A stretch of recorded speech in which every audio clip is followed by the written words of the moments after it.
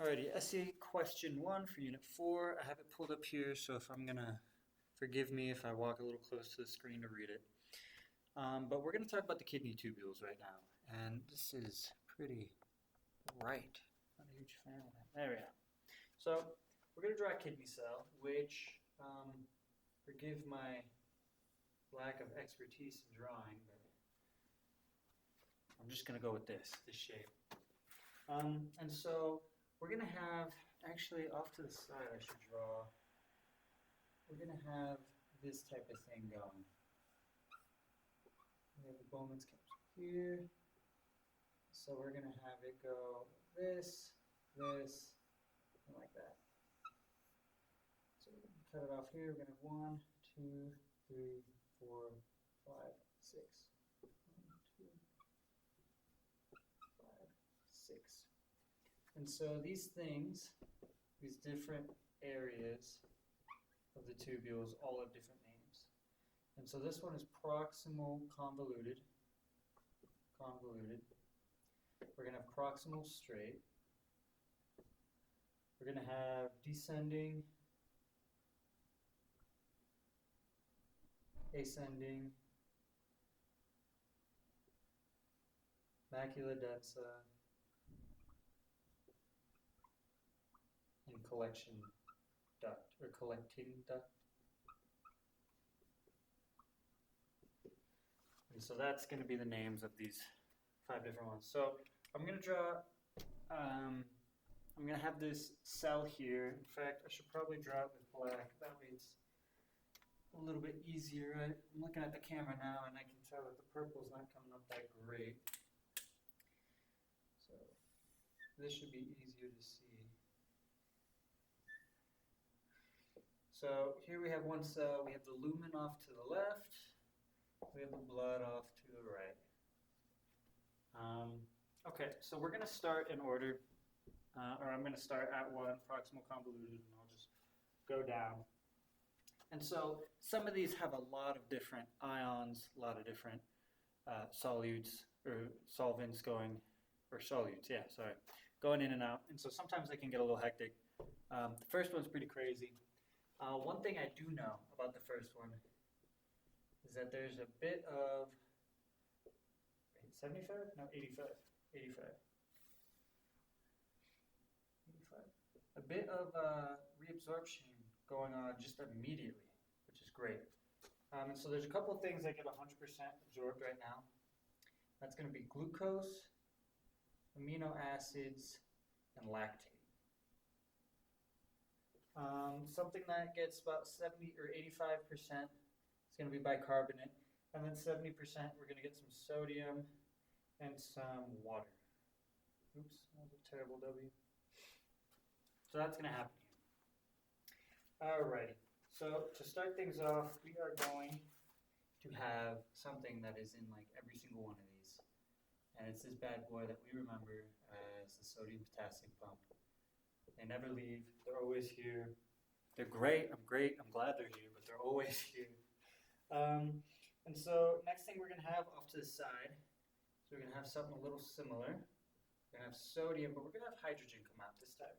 Now hydrogen on this side is going to bond with a, well not bond, but be with a bicarbonate. And then this makes H2O and CO2. And this CO2 then, or this entire thing, then turns into bicarbonate and hydrogen inside the cell. And then this hydrogen comes out and leaves. Something else we have, which is going to be pretty common as well in some of these, is going to be a water duct with octopores. So we're going to have those things there. And then we're going to have what I call gland. Just makes it easier for me to remember. I don't remember if there's anything in the book that talks about it. But we're going to have 4 things come in. And we're going to have glucose, lactate, amino acids, and sodium. Gland. So the glucose is going to go down a GLUT2 channel. And that'll make its way into the blood. Lactate and amino acids are going to go down a channel here that lets both of them leave and brings sodium in. And then down here at the bottom, crossing in between the cells, we're going to have water and also some potassium and calcium.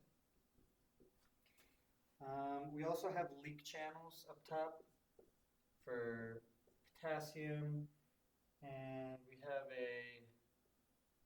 another channel here that takes sodium and brings in also bicarbonate. And then we also have, I think, a leak channel for chloride. And that, I think, is the first part, proximal convoluted.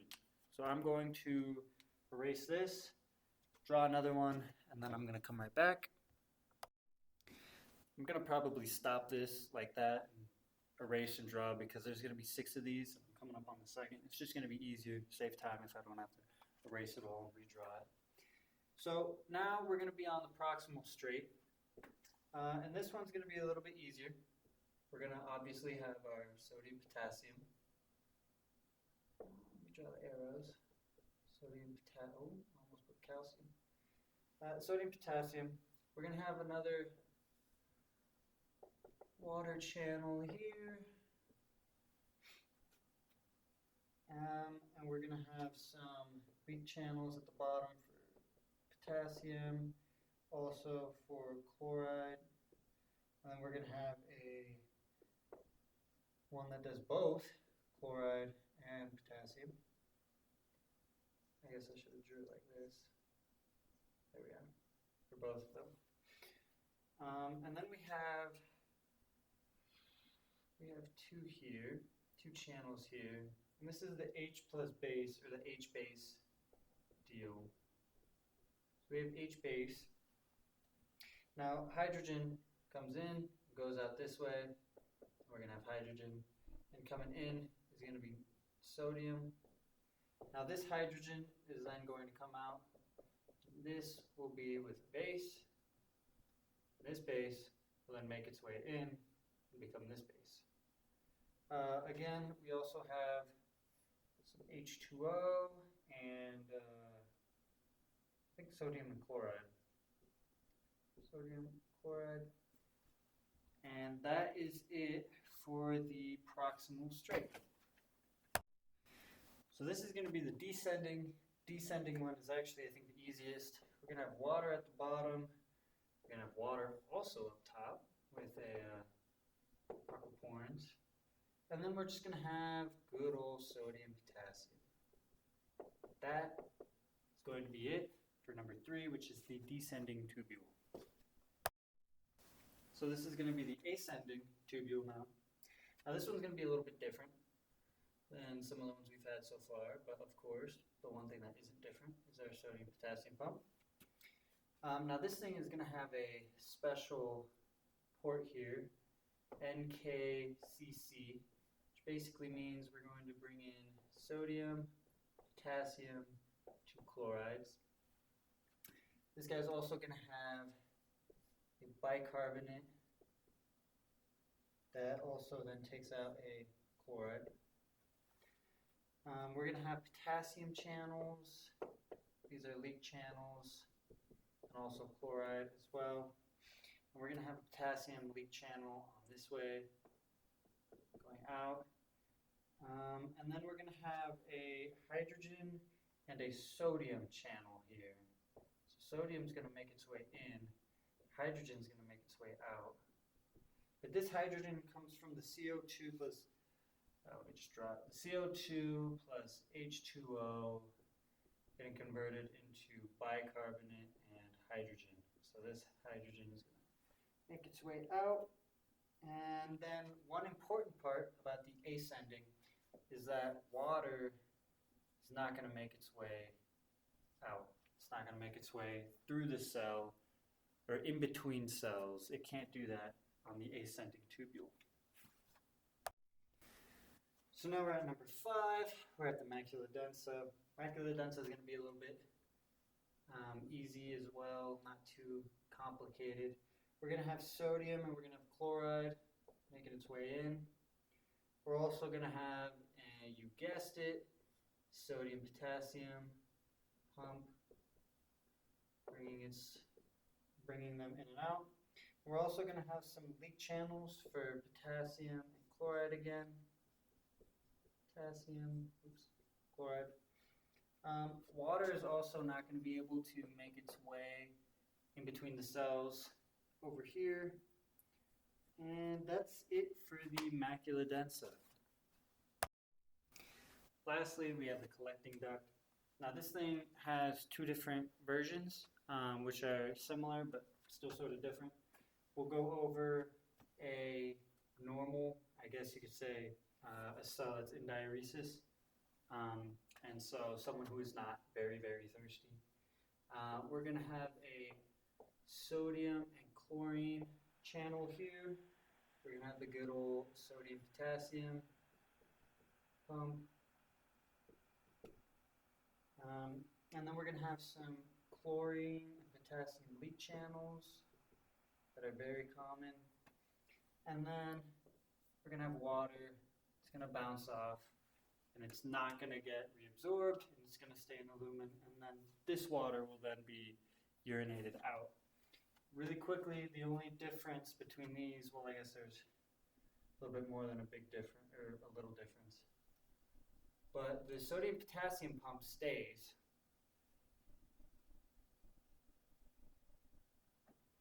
But instead what we get is a leak channel here for potassium. And then we have a leak channel in here going in the cell for sodium. Aquaporins open up. That way H2O can make its way across. Water will also make its way, I didn't finish erasing this all the way, but will make its way in between the cells as well. And that is when it's in its antidiuretic state, when it's in antidiuresis. This is meaning that it wants to reabsorb the water. We do not want to urinate it out because we don't have a lot of water. We're really thirsty. We're trying to retain what we have. So the next questions we have are going to be the concepts of renal threshold and saturation. Those are very simple.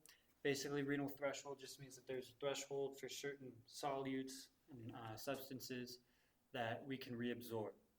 When we hit renal threshold and we go over any more of that, we have too much of it, we're not going to be able to absorb that much more. We've hit threshold, so this much that we have over it is going to just be excreted out. So we're going to urinate it out. So you would be oversaturated, and you would have to then just get rid of it because you can't reabsorb it. You've hit threshold. Discuss the process of filtration. So filtration occurs right before reabsorption. So all of what we just went over is like the second step in this huge process. So what we have this bad boy right here, and then covering that guy, we have this guy. And so this is the afferent, this is going to be the efferent, this is the glomerulus, this is the Bowman's capsule. So basically, to filter something, blood's going to have to make its way into the glomerulus. Once it's in the glomerulus, it's going to have to make its way to the Bowman's capsule. But to get there, it's going to have to cross through three different things. We have the fenestrated endothelium. We have basement membrane.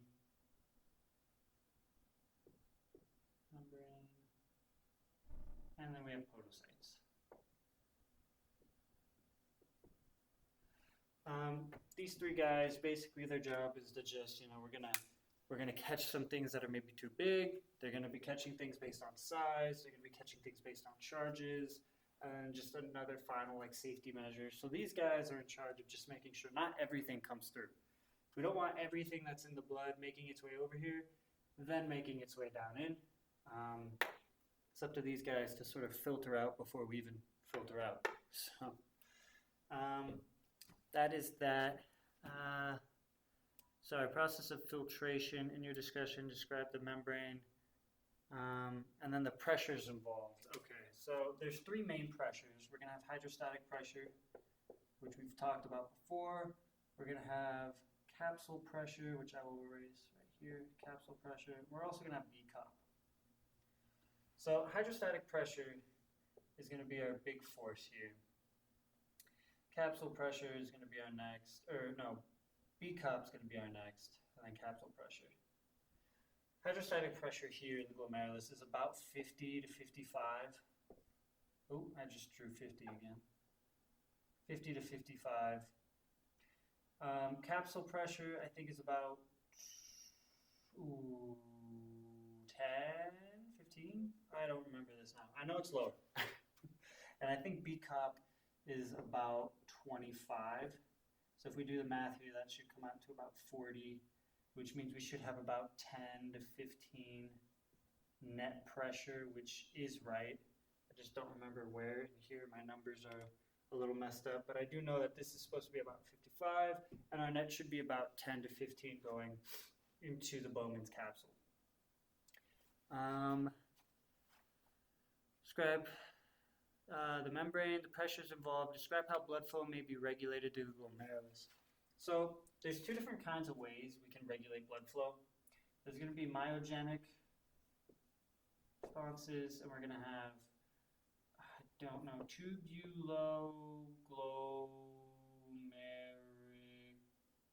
feedback. If I spelled that right or said it right.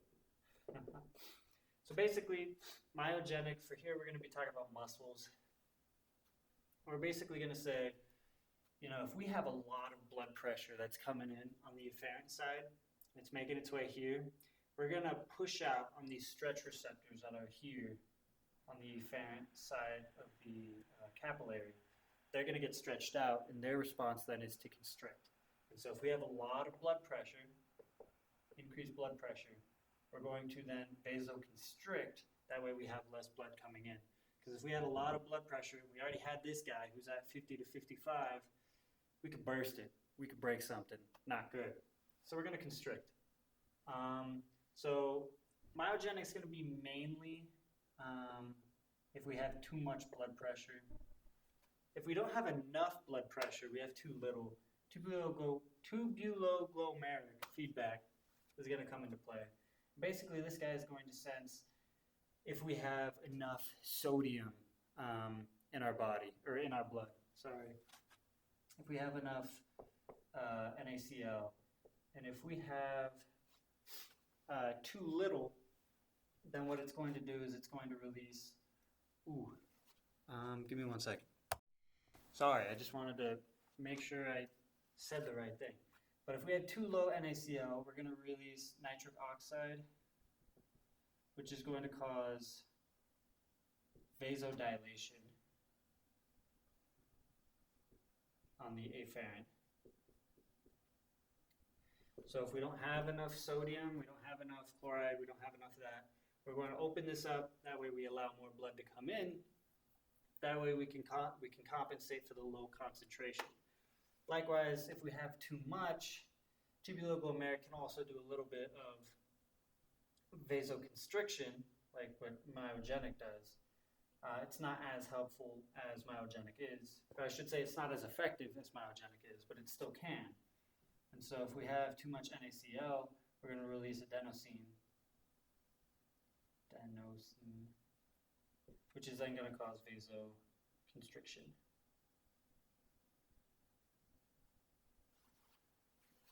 And then, let's see, what question are we on? Describe what GFR is, and then explain the principle of clearance and how it's used to estimate GFR. So let me erase this.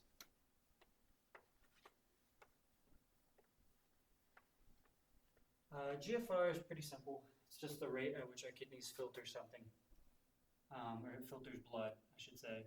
And so a normal GFR is going to be, I think it's about 125 milliliters per minute of a specific substance in our plasma, or it should filter 125 milliliters of plasma per minute.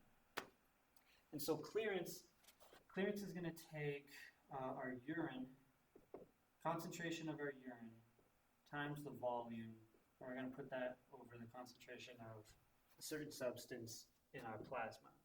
And so basically what Clarence is saying, okay, we're going to measure how much of this substance X is in urine. I spelled that together. Substance X in urine. And then we're going to see how long that took, how much there is, and then we're going to find out, okay, well the GFR is 125 milliliters per minute. And so if we have like 20, or if we have 125 milliliters of this substance, then we know that nothing was being cleared at all. All of it came back out in urine, nothing is in the plasma. So basically we can just sort of see, okay, this person then had so much of this substance in their urine, which means that they were not able to reabsorb all of it, and part of it got urinated out. And so we have to see how much was cleared then, and we can do that based on a normal GFR. And that is all for essay question 1 for Unit 4.